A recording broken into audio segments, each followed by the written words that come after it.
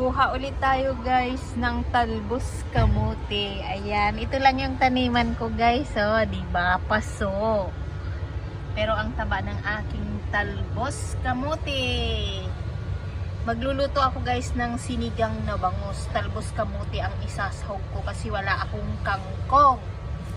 So ayan, gugupitin lang po natin 'yan.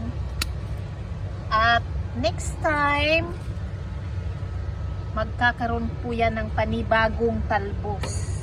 Ganyan po tayo magtalbos-talbos dyan.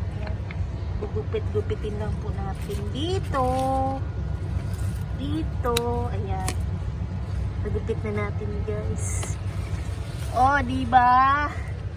Ang taba. Ayan o. Tingnan nyo guys.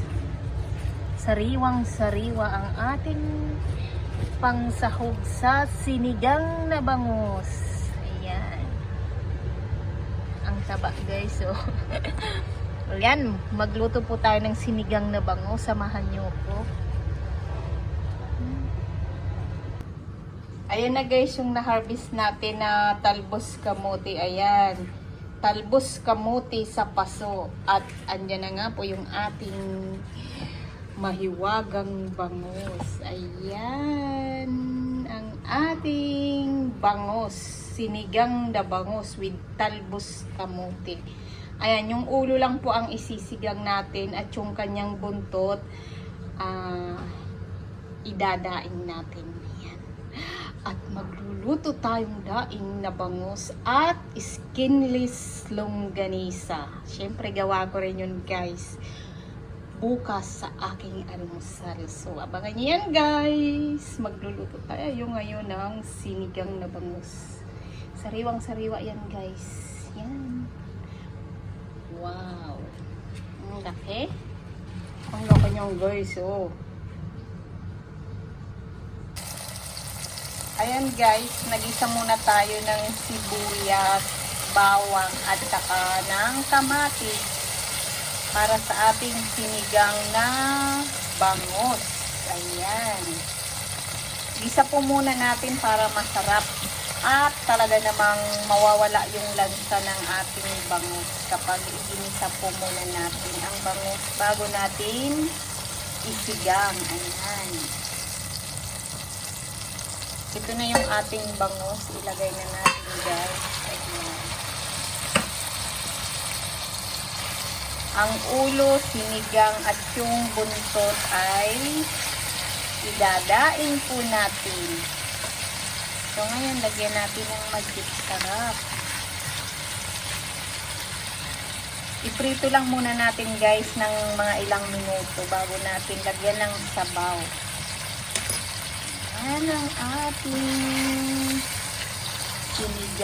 sinigang na bangus. Ang taba guys ng bangus natin.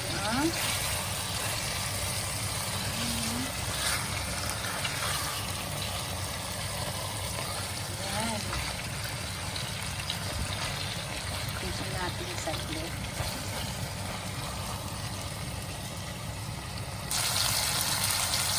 Lagyan natin ng sabaw.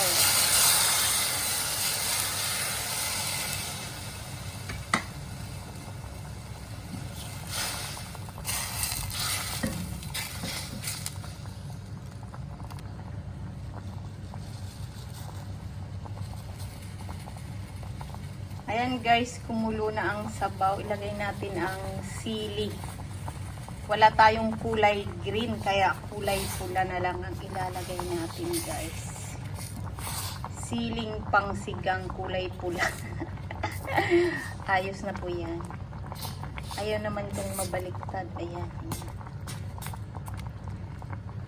Ayan, tikman natin guys. Ang ating sinigang na bangus. Sarap.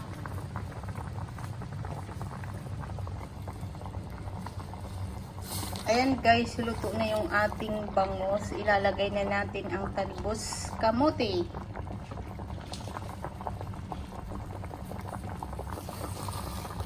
Yan ang sahog natin guys, talbos. Diba? Ang taba-taba ng aking talbos at sariwang-sariwa. bagong pitas sa aking paso. Ayan guys, so diba? Yan ang kainaman kapag may tanim tayo guys. May pangsahog tayo kahit papano hindi na natin bibilhin. Ayan. Tanim lang tayo guys, kahit sa paso lang. Tsaka malinis pati yung gulay natin kapag tayo ang nagtanim. Kasi, saka guys, kapag tayo ang nagtanim ng gulay, walang fertilizer. Organic. Ayan guys, lagyan na natin ng sinigang mix ang ating sinigang na bangus. Ang bango guys. Ang bango. Ayan guys, kapag ginisan nyo, ayan, magiging ganyan yan kasi yung kamatis. Ayan. Ayan, luto na yan guys. Huwag natin overcook ang ating gulay para masarap. Ayan, mayroon na po tayong masarap na sinigang na bangus. Ayan na ang ating sinigang na bangus.